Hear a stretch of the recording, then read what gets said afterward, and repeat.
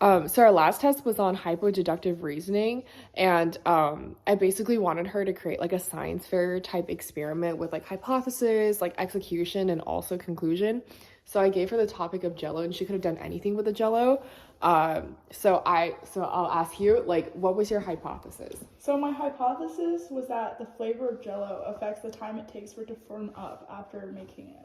Okay, so how did you do to like carry out and like test your hypothesis? Well, so basically, I just like made all the Jello, but like I made them all the same.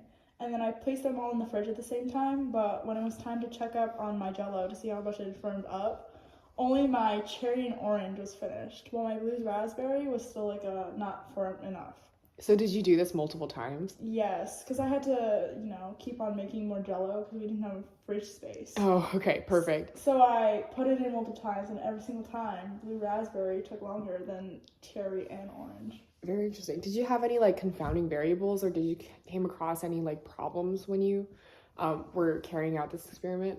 No problems, and I didn't like write down any. Obviously, I didn't time anything, but the blue raspberry would just took longer, even though I put them all in at the exact same time. Yeah, and we were also discussing how like we couldn't find a quantitative way to measure like whether or not like when we deemed a Jello as like being firmed up.